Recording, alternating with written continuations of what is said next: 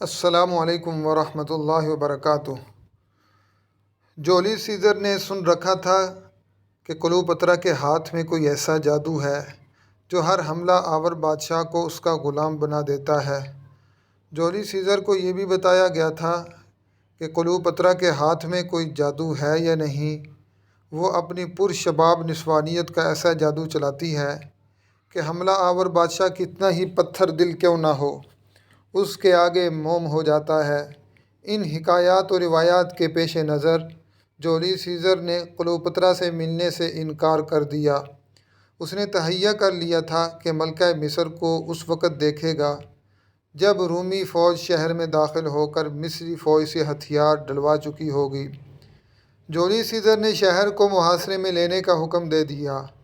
وہ بادشاہ تھا، اس کا خیمہ ایک سفری محل تھا۔ محاصرہ مکمل ہونے کے 1-2 روز بعد ایک ادھیڑ عمر آدمی جو مصری تھا اپنے کندھے پر ایک قالین اٹھائے جولیس سیزر کے خیمے کے سامنے آ رکا۔ قالین گولائی میں رول کیا ہوا تھا جو اس مصری نے کندھے پر اٹھا رکھا تھا۔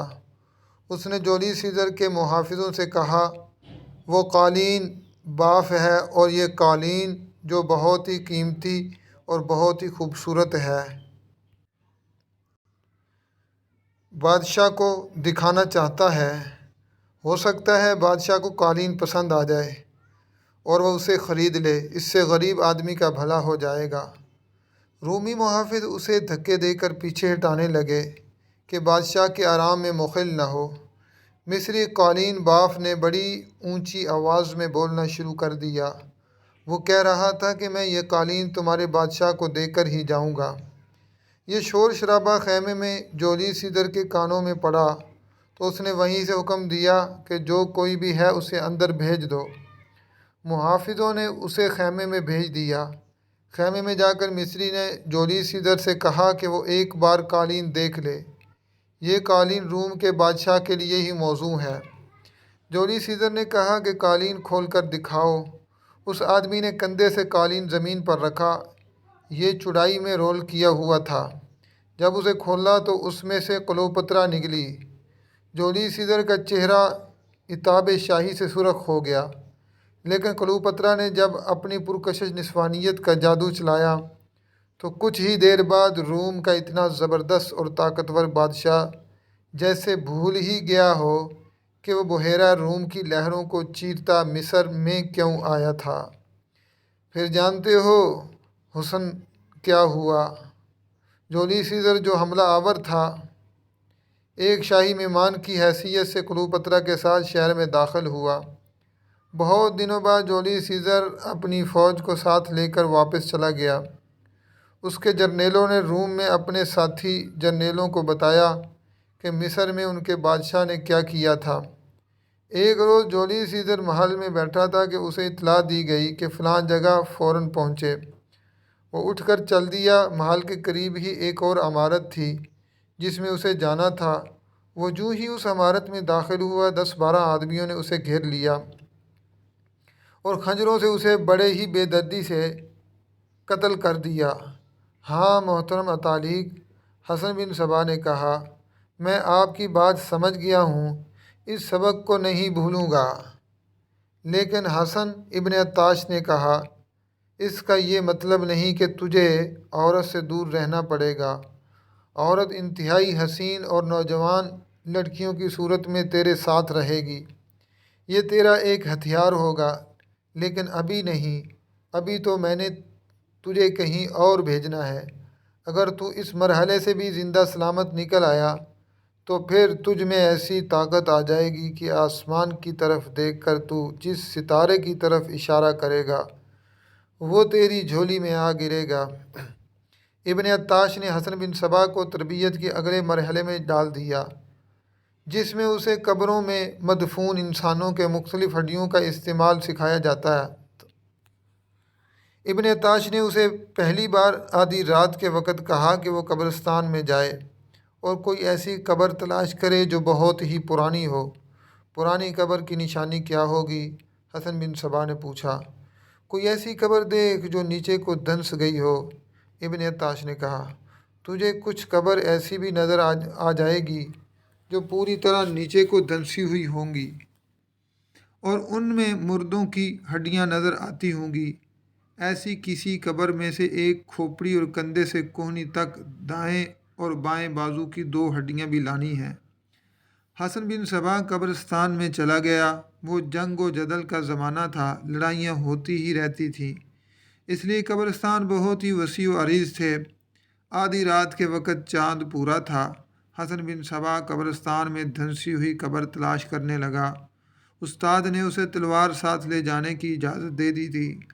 قبرستان کو شہر خاموشہ کہا جاتا ہے، لیکن وہاں یہ عالم تھا کہ زندہ انسانوں کا شہر خاموش تھا، اور مرے ہوئے انسانوں کی اس بستی میں کئی ایک آوازیں سنائی دے رہی تھیں۔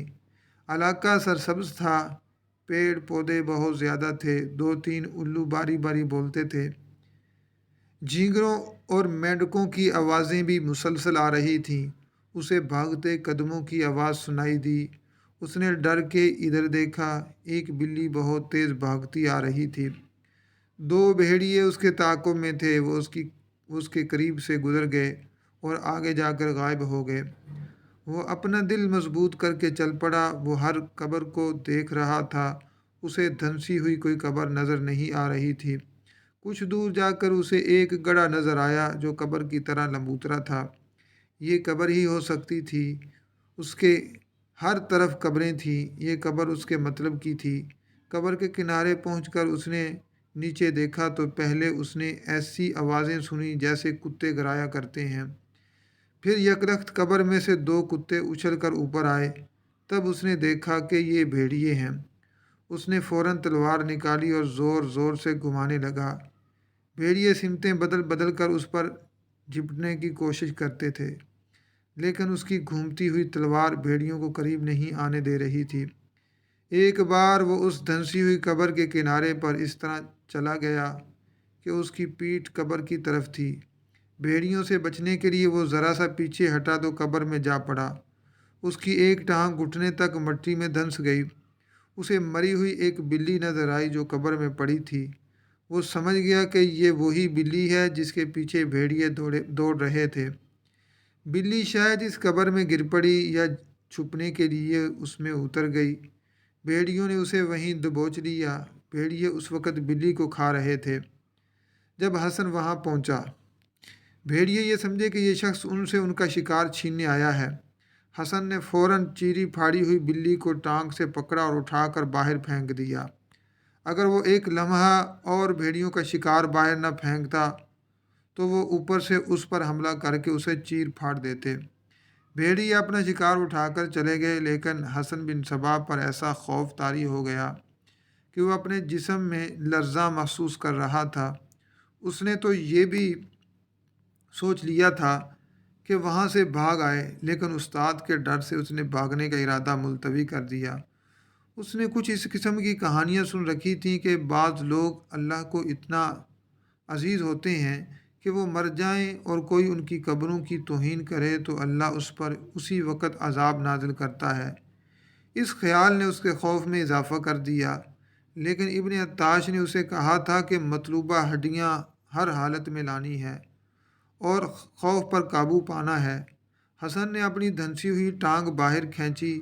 یہ لاحت تھی جس میں ہڈیاں ہونی چاہیے تھیں۔ اس نے دیکھا کہ وہاں سے ایک سل نیچے کو گری ہوئی تھی۔ اس نے ہاتھوں سے مٹی باہر پھینکی، پھر سل اٹھا کر الگ رکھ دی۔ چاندنی میں مردے کی ہڈیاں صاف نظر آ رہی تھیں۔ یہ مردے کا اوپر والا حصہ تھا۔ اس نے کھوپڑی اٹھائی اور دونوں بازوؤں کی ہڈیاں بھی اٹھا لی۔ عین وقت اس نے دیکھا کہ چاندنی بجھ گئی ہے اور ایک سایہ اس کے اوپر سے گزر رہا ہے۔ اس نے گھبرا کر اوپر دیکھا، کالی گھٹا آگے کو بڑھ رہی تھی اور رات تاریک ہوتی چلی جا رہی تھی۔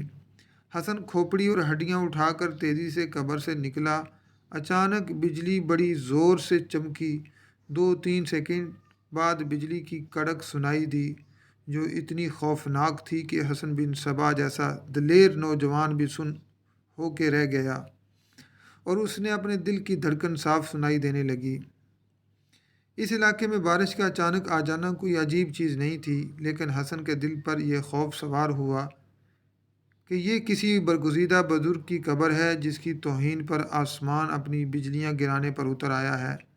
حسن کو پھر وہی خیال آیا کہ یہ کھوپڑی اور دونوں ہڈیاں لاحت میں واپس رکھ دے، لیکن اسے اپنے استاد کی یہ بات بھی یاد آ گئی کہ اگر تو ڈر گیا یا ویسے ہی ناکام لوٹا تو پھر یہ علم سیکھنے کے لیے نہ جانے کتنے سال درکار ہوں گے۔ اس نے بڑی مشکل سے اپنا حوصلہ مضبوط کیا اور وہاں سے چل پڑا۔ اچانک موسلا دھار بارش شروع ہو گئی۔ بارش کے قطرے کنکریوں کی طرح جسم کو لگتے تھے۔ وہ دوڑ پڑا۔ ایک جگہ اس نے سامنے دیکھا تو اسے 3-4 قدم دور ایک آدمی کھڑا نظر آیا جس کے خد و خال صاف نظر نہیں آتے تھے۔ وہ دھندلا سا سایہ تھا جو سیدھا کھڑا تھا۔ اس کا قد اتنا لمبا تھا کہ عام انسان سے زیادہ تھا۔ اس نے دونوں بازو کندھوں کی سیدھ میں دائیں بائیں پھیلا رکھے تھے، جیسے حسن کو آگے بڑھنے سے روک رہا ہو۔ اس کا سر گول نہیں بلکہ لمبوترا تھا۔ وہ بالکل خاموش تھا۔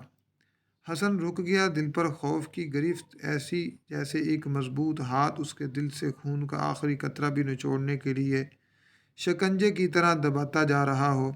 اس نے فیصلہ کر لیا کہ کھوپڑی اس خوفناک آدمی کے قدموں میں رکھ دے گا۔ بجلی بار بار چمکتی اور کڑکتی تھی۔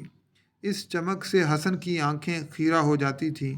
بارش بڑی ہی تیز تھی، یوں پتہ چلتا تھا جیسے یہ غیر معمولی طور پر لمبا تڑنگا انسان اوپر نیچے اور دائیں بائیں حرکت کر رہا ہو۔ پھر ایک بار اسے یوں لگا جیسے یہ آدمی آگے بڑھ رہا ہو۔ اچانک حسن کی مردانگی بیدار ہو گئی۔ یہ شاید موت سے بچنے کی آخری کوشش تھی۔ اس نے تلوار نکالی اور بڑی ہی تیزی سے آگے بڑھ کر تلوار اس آدمی کے پیٹ میں کھونپ دی۔ اسے امید تھی کہ جس طاقت سے اس نے یہ وار کیا، تلوار اس پر اسرار آدمی کے پیٹ میں سے گزر کر پیٹھ کی طرف سے نکل جائے گی، لیکن تلوار کی نوک بھی پیٹ میں نہ گئی۔ حسن نے بجلی کی سی تیزی سے تلوار پیچھے کھینچی اور اس طرح تلوار پہلو کی طرف چلائی جس طرح تلوار کا وار کیا جاتا ہے، لیکن اس کے اپنے ہاتھ کو بڑی زور سے جھٹکا لگا اور تلوار پیچھے کو آ گئی۔ اس آدمی کے بازو پھیلے رہے۔ حسن اس سے 1-2 قدم ہی دور تھا۔ اب جو بجلی چمکی تو حسن نے آگے بڑھ کر اس کو ہاتھ لگایا۔ تب اسے پتہ چلا کہ یہ ایک ٹونڈ موڈ درخت ہے جو خشک ہو چکا ہے اور اس کے ٹوٹے ہوئے 2 ٹہن دائیں اور بائیں پھیلے ہوئے ہیں۔ حسن کھوپڑی اور بازوؤں کی ہڈیوں کو مضبوطی سے پکڑے دوڑ پڑا۔ قبرستان سے نکلتے نکلتے وہ 2-3 بار پھسل کر گرا، اور جب قبرستان سے نکل آیا تو ذرا آرام سے چلنے لگا۔ عبد الملک ابن عطاش نے اسے کہا تھا کہ وہ گھر میں اس کا منتظر ہوگا، خواہ ساری رات گزر جائے۔ حسن اس کے گھر پہنچا تو وہ جاگ رہا تھا۔ حسن کے کپڑوں سے پانی بہہ رہا تھا، گھٹنوں تک کیچڑ تھا۔ کچھ تو وہ بارش کی وجہ سے کانپ رہا تھا اور کچھ خوف سے۔ اس نے کھوپڑی اور ہڈیاں ابن عطاش کے آگے رکھ دیں۔ اس نے اسے شاباش دی، پھر اس کے کپڑے تبدیل کرائے اور پوچھا کہ وہ ڈرا تو نہیں؟ میں بتا نہیں سکتا میں کتنا زیادہ ڈر گیا تھا، حسن بن صبا نے جواب دیا۔ چند لمحے سوچ کر کہنے لگا، محترم اطالیق، کیا یہ بھی میری تربیت کے لیے ضروری ہے؟ اتنا ہی ضروری جتنا جسم کے لیے پانی اور ہوا کی ضرورت ہے، ابن عطاش نے کہا۔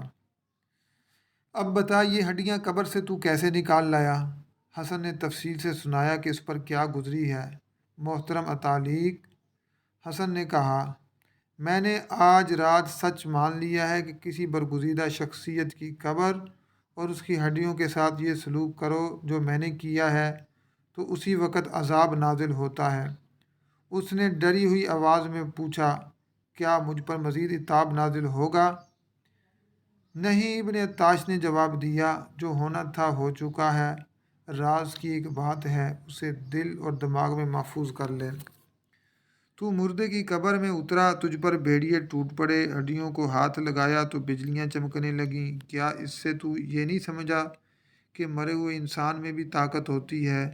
کیا تو نے کبھی روح یا بدروح نہیں سنی؟ میں نے تجھے کس علم میں ڈال دیا ہے؟ یہ علم تجھے روحوں اور بدروحوں سے ملاقات کرائے گا اور یہ علم تجھے یہ بھی سکھائے گا کہ مرے ہوئے انسانوں میں جو طاقت ہوتی ہے وہ تیرے قابو میں آ جائے اور اسے تو اپنے مقاصد کے لیے استعمال کرے، لیکن ابھی نہیں، یہ طاقت تجھے کہیں سے حاصل ہوگی اور تو اپنی ہڈیاں توڑوا کر تو یہ طاقت حاصل کرے گا۔ جہنم کی آگ میں سے گزر کر تو جنت میں داخل ہوگا۔ عبد الملک ابن عطاش نے اسے کھوپڑی اور ہڈیوں کے متعلق ایک سبق دیا اور اسے گھر بھیج دیا۔ اگلے دن حسن بن صبا شہر کے قریب سے گزرنے والی ندی کے کنارے ٹہل رہا تھا۔ اس کے دماغ میں اپنے استاد کے سبق گھوم رہے تھے۔ گزشتہ رات کی طوفانی بارش سے ندی کی کیفیت میں طغیانی تھی اور ہر طرف کیچڑ تھا۔ حسن نے تنہائی میں شہر کے ہنگاموں سے دور کسی جگہ بیٹھ کر نجوم اور سحر کے سبق دہرانے تھے۔ کیچڑ میں وہ بیٹھنے کے لیے کوئی خشک جگہ ڈھونڈ رہا تھا۔ کچھ دور جا کر اسے اتنا بڑا پتھر نظر آ گیا جس پر وہ آسانی سے بیٹھ سکتا تھا۔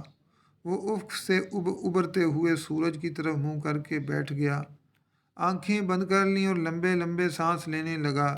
زیادہ دیر نہیں گزری تھی کہ اس نے آہستہ آہستہ آنکھیں کھولیں۔ اس کے سامنے سورج ہونا چاہیے تھا، لیکن سورج نہیں تھا۔ اس کی بجائے ایک رنگدار کپڑا تھا جو اس کے اور سورج کے درمیان آ گیا۔ حسن سن سا ہو گیا۔ اس نے ڈرتے ڈرتے اور بہت ہی آہستہ آہستہ نظریں اوپر اٹھائیں۔ اسے ایک بڑا ہی حسین نسوانی چہرہ نظر آیا۔ یہ ایک نوخیز لڑکی کا چہرہ تھا۔ ہونٹوں پر ادھ کھلی کلی سی مسکراہٹ تھی۔ لڑکی اس سے صرف ایک قدم دور کھڑی تھی۔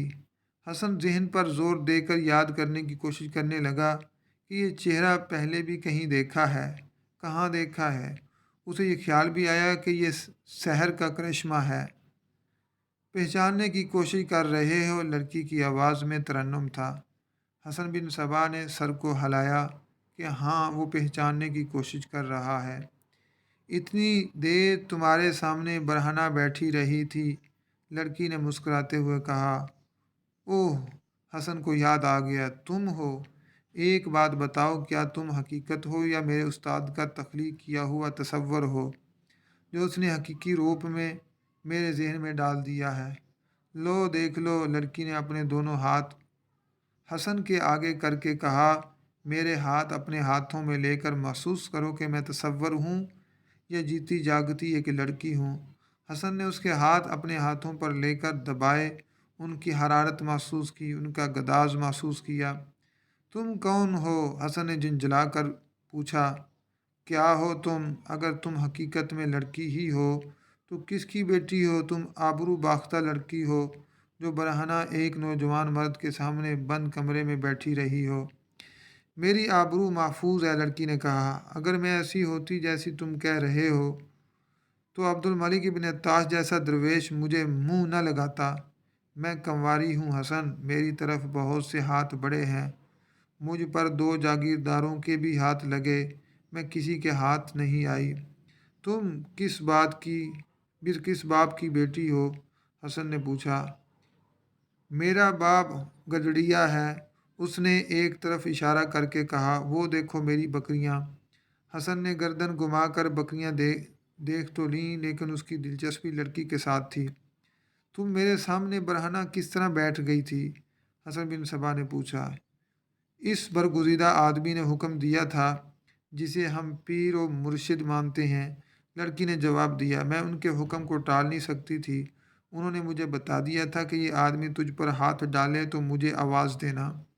انہوں نے یہ بھی بتایا تھا کہ وہ کیواڑ کے چھوٹے سے سوراخ سے دیکھتے رہیں گے۔ کیا اب بھی تم میرا امتحان لینے آئی ہو؟ حسن نے پوچھا۔ نہیں، لڑکی نے جواب دیا، اب اپنے دل کے کہنے پر آئی ہوں، تمہارے لیے آئی ہوں، اور میں تمہیں یہ بتا دوں کہ میں تمہارے ساتھ جسموں کا لین دین کرنے نہیں آئی۔ اگر تم قبول کر لو تو اپنے دل میں جگہ دے دو، پھر ہم ساری عمر کا ساتھ نبھائیں گے۔ تم تو بولتے ہی نہیں، کچھ کہو نا۔ لڑکی کا حسن ایسا تھا کہ حسن بن صبا جیسے کردار کا نوجوان کہہ ہی نہیں سکتا تھا کہ وہ اسے دل میں جگہ نہیں دے گا، لیکن اس کے دل پر اس کے استاد کا قبضہ تھا۔ وہ محسوس کر رہا تھا کہ اس کا دل اپنے اختیار میں نہیں، اس کے ساتھ ہی اسے یہ ڈر تھا کہ یہ بھی امتحان ہے۔ اس نے اس امتحان میں پورا اترنے کا تہیہ کر لیا۔ وہ پتھر پر بیٹھا تھا، لڑکی زمین پر بیٹھ گئی اور ہاتھ اس کے زانوں پر رکھ دیے۔ پھر اس نے اپنی تھوڑی بھی اس کے ایک زانوں پر رکھ دی۔ لڑکی کے سر پر سیاہ چادر تھی، اس میں اس کا گورا چہرہ اور ایک گال پر لہراتے 2-3 بال جو ریشم کی تاروں جیسے تھے۔ حسن جیسے نوجوان کو اس لڑکی کے قدموں میں بٹھا سکتے تھے۔ تمہارا نام؟ حسن نے پوچھا۔ فرح، لڑکی نے جواب دیا۔ نام تو فرحت ہے، گھر والے فرح کہتے ہیں، سہیلیاں فرحی کہتی ہیں، تم بھی فرحی کہو تو مجھے اچھا لگے گا۔ ایک بات بتاؤ، حسن نے پوچھا، تمہیں مجھ میں کیا خوبی نظر آئی ہے کہ جاگیرداروں کو ٹھکرا کر تم میرے پاس چلی آئی ہو؟ یہ میرے دل کا معاملہ ہے، لڑکی نے کہا۔ جاگیرداروں نے تو میرے باپ کو دولت پیش کی تھی۔ میرا باپ ہے تو گدڑیا لیکن عزت اور غیرت والا آدمی ہے۔ ایک بات اور بھی ہے، میرے باپ نے امام سے بات کی تھی۔ امام کون؟ وہ جو تمہارے استاد ہیں، لڑکی نے جواب دیا، عبد الملک ابن عطاش۔ انہوں نے کہا تھا کہ اس لڑکی کو ضائع نہ کر دینا اور دولت کی چمک سے اندھے ہو کر اس کا ہاتھ کسی امیر کبیر کے ہاتھ میں نہ دے دینا۔ اس لڑکی کی زندگی کا راستہ کوئی اور ہے۔ میں امام کے گھر جاتی رہتی ہوں، انہوں نے مجھے کہا ہے اپنی عصمت کو پاک رکھنا اور اپنا جسم صرف اپنے خامد کو پیش کرنا۔ میں تمہیں اپنا خامد بنانا چاہتی ہوں۔ میں نے پوچھا تھا کہ تم نے مجھ میں کیا خوبی دیکھی ہے؟ میں نے کہا تھا کہ یہ میرے دل کا معاملہ ہے، لڑکی نے جواب دیا۔ تم میں وہ مردانگی ہے جو مجھے اچھی لگی ہے۔ میں اتنی دیر تمہارے سامنے برہنہ بیٹھی رہی اور تم نے میری طرف دیکھا تک نہیں۔ اس کا مطلب یہ ہے کہ تم بڑے مضبوط مرد ہو اور دلوں کی محبت کا مطلب سمجھتے ہو۔ فری معصوم سی لڑکی تھی اور ایک گدڑیے کی بیٹی تھی۔ وہ علم اور فلسفی نہیں تھی کہ تجزیہ کر کے بتا سکتی کہ وہ حسن کی محبت میں کیوں گرفتار ہوئی ہے۔ اس نے ایسے انداز سے حسن کو اپنی محبت اور وفا کا یقین دلایا کہ حسن نے اس کی محبت کو قبول کر لیا۔ فری، حسن نے کہا، تم میرے دل پر غالب آ گئی ہو، لیکن میں اپنے بزرگ استاد سے اجازت لے کر تمہیں جواب دوں گا۔ کل یہاں آؤ گے؟ فری نے پوچھا۔ آ جاؤں گا، حسن نے جواب دیا۔ فری چلی گئی۔